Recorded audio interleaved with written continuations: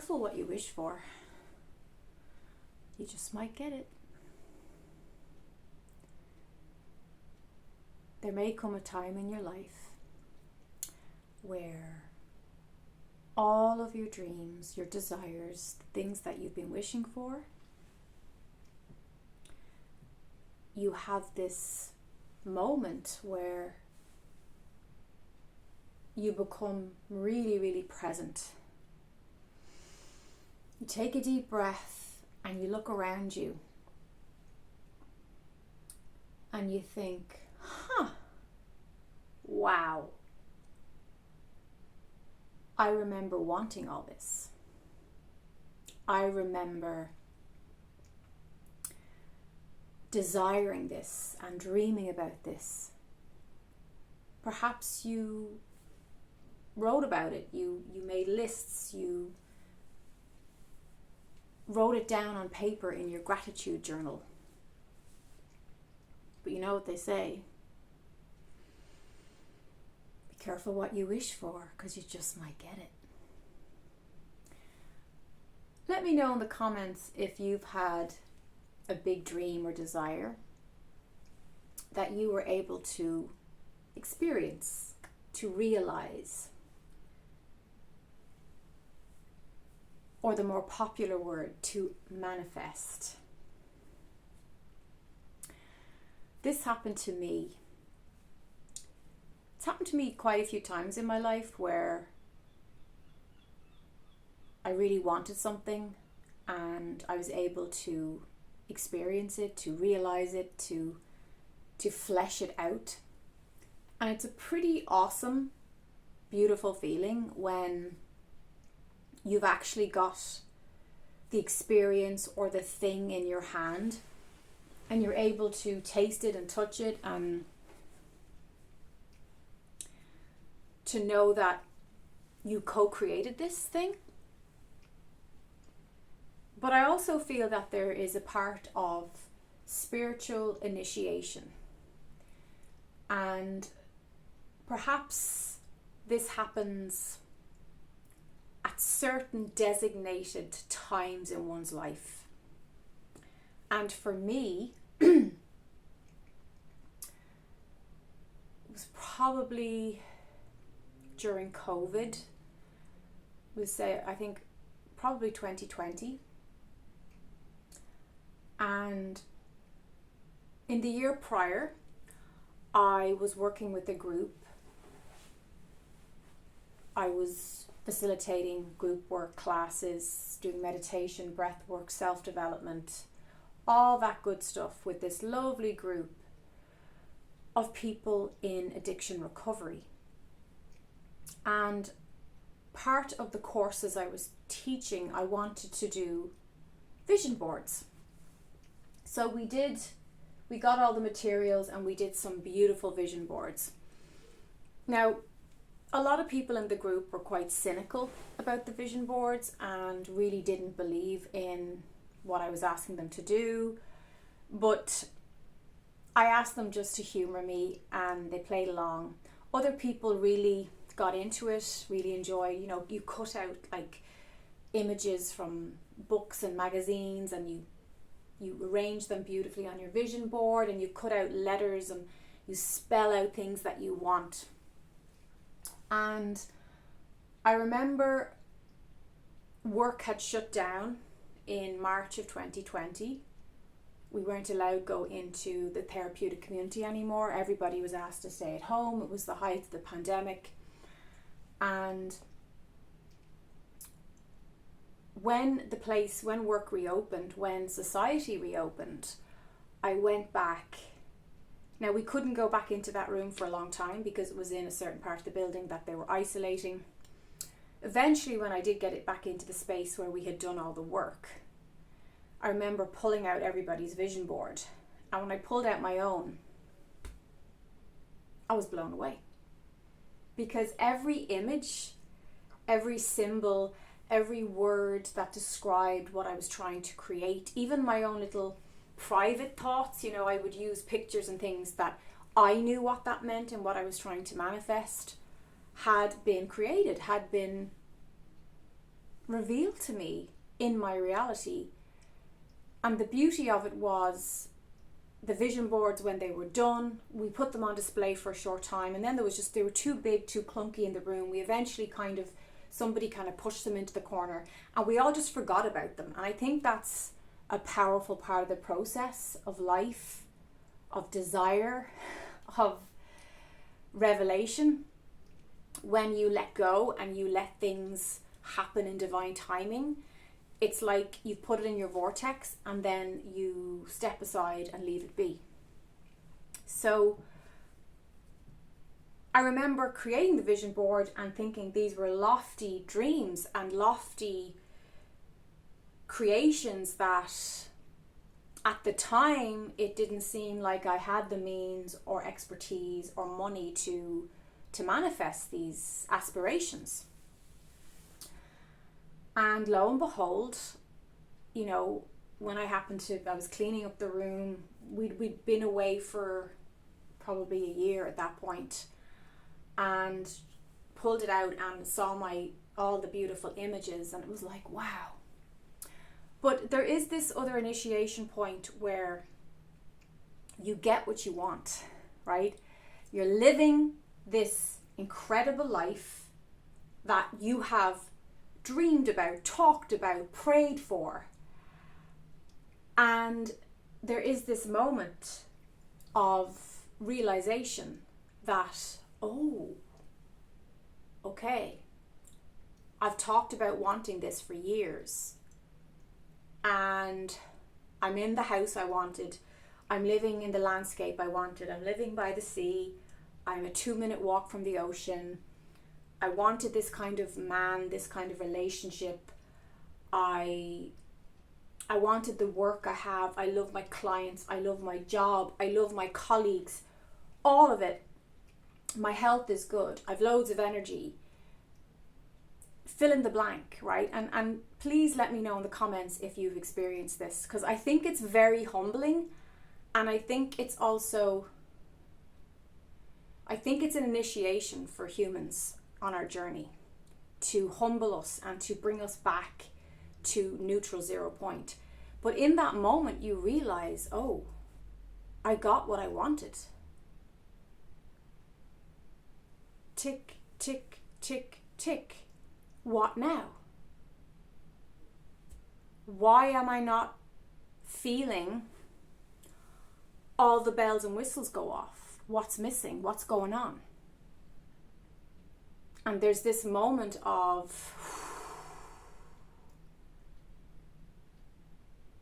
clear reality that everything you've asked for, you've been granted, or you could say you created, whichever way you want to see that. I think it's a mix of both. I think we co-create with the divine. Some things are granted to us like a beautiful blessing of a miracle, and other things it's you and the divine working, dancing together as a team. But it's quite humbling when you realize you're living the life that you wrote about in your journals. This person is like, the list you did about your perfect partner is there. I could go on and on. It's actually very scary when you get everything that you've asked for. And you realize that there's something missing. And you realize that you had this notion that when you got everything,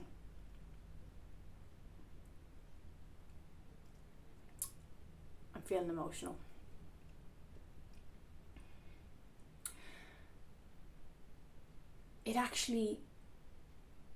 It wasn't what you were actually looking for. So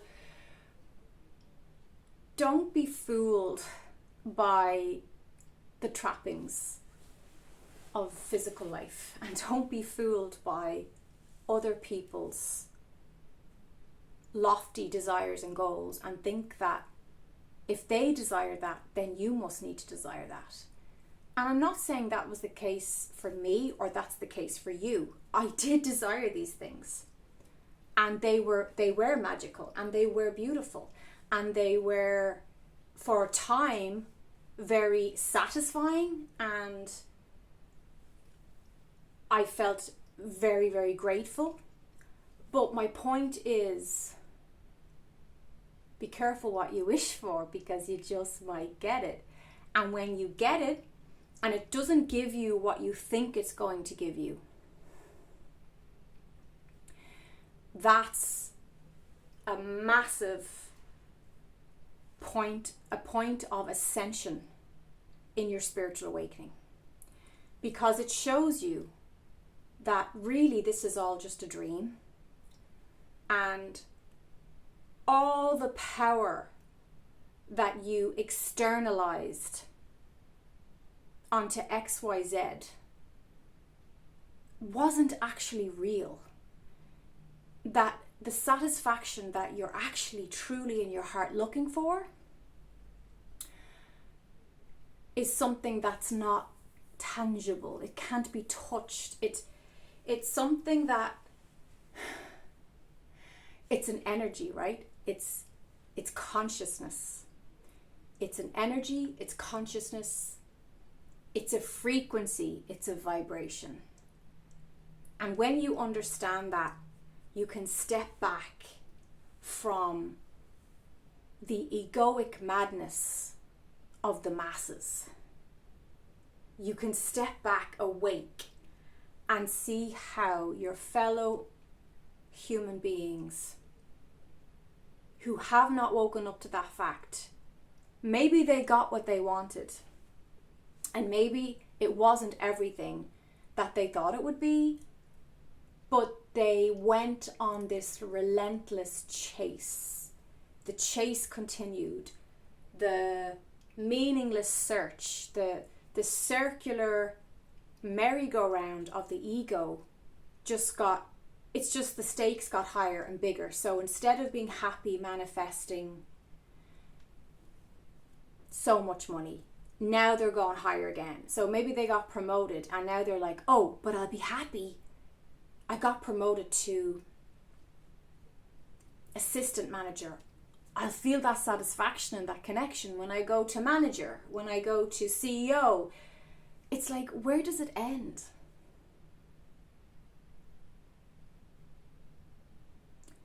We reach the mountaintop that we used to gaze at down in the valley, and we get to the top and we realize that there'll always be another mountaintop to climb. There'll always be fresh desire. The heart and soul, really, its main core desire is the joy and the thrill of creating that which we desire. And we can lose that in the game of life. We can really buy into, but if I can just get that, if I can reach that many numbers, if I can tick that box, if I can, it's like, I've heard Pink talk about this. I love Pink because I think she's so authentic and she's so wise and loving. And she said she remembers when she reached the peak of her fame and realized that, she said, fame doesn't give you what you think it will give you. It doesn't feel and it doesn't satisfy that part of yourself that you think it will. You think it's going to make you feel all the love that you've been searching for and longing for. But she soon realized that the fame was just an external trapping, and that the love that she was searching for was an internal job. So we know a lot of this intellectually, but it's another thing to experience it.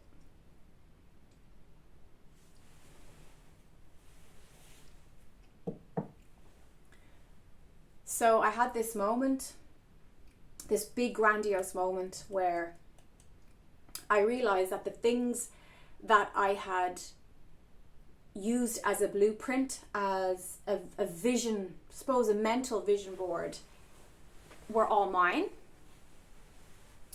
I was living it. And yet, there were so many things in that vision and in that picture that I unconsciously had left out.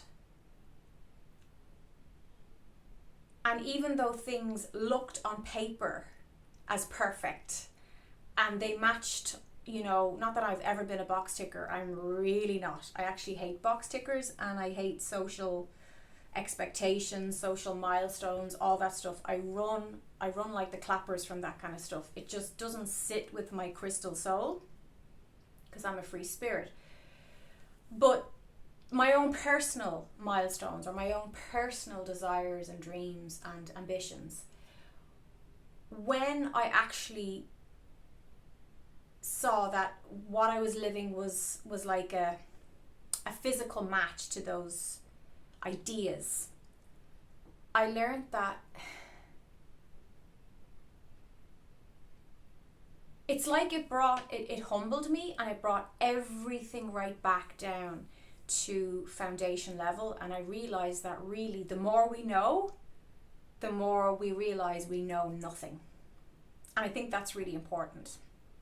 Be careful of people who tell you that they know everything and that they've figured it all out. Be very, very discerning with giving your energy and attention to those kind of people, because that's from a fixed state of an external egoic perspective. And I mean, you hear this story all the time, right? You hear of there's the famous book, something about a guy who was a millionaire businessman with a big fancy car, and he gave it all up and went to Tibet to become a monk and never felt happier, because he realized in the pursuit and in the attaining of having all he wished for that there was something deeper going on, and that oftentimes our soul will pin that deeper desire onto some external symbol. That's what it is. It's like a symbol of success. When I say success, I mean joy and happiness. I'm not talking about what society calls success. I'm talking about a symbol for us, as a human being, as the personality construct that we are. And we believe that if we reach the pinnacle of that symbol, that is going to give us that God connection, that God-inspired inspiration. And sometimes, I'm not saying that's true for everybody, but sometimes that is not the case. And sometimes you get everything you wished for. You're living this dream life that was yours. And I even mean your own dreams. I'm not even talking about what your mother wanted for you, or what your school teacher said was a dream life, or what your friends or your peers said was a dream life. That's quite a scary moment, because you realize that life is a game, and that in many ways we still haven't figured out what this is all about. And you also realize that the rules don't apply. The rules do not apply.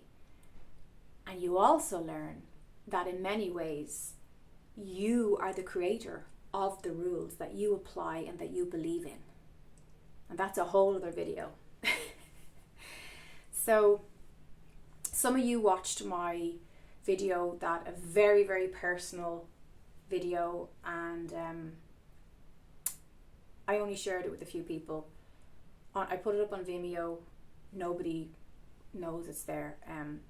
I don't even know I don't think it's public, but it was a very personal story. And in many ways, that's what I'm talking about, like thinking you have something that is a match to what you wanted, what you've said you wanted all your life. And then realizing that there's a whole load more to it. There's a much bigger picture, and learning that you really need to be careful what you wish for, because you just might get it. But the crazy thing is, when I walked away from that life, and I walked away from all the things that I had said I wanted so badly and that I had created and I was living. And yet my soul stepped in and said, you need to pack your bags and walk away from this now and go back to nothing.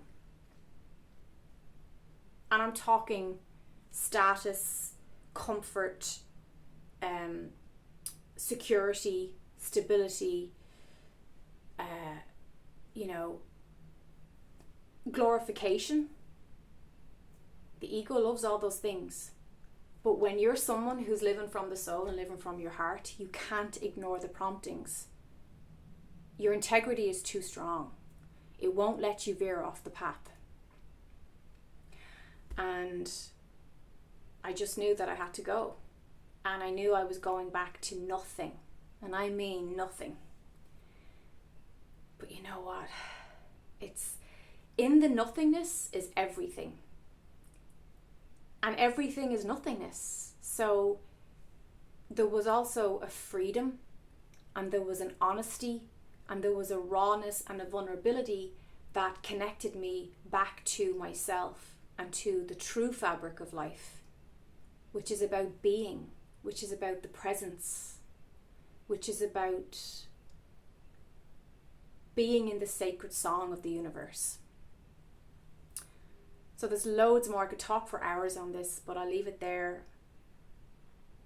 I hope that this gave you some soul food to feed your inspiration. And just remember, be careful what you wish for, because you just might get it.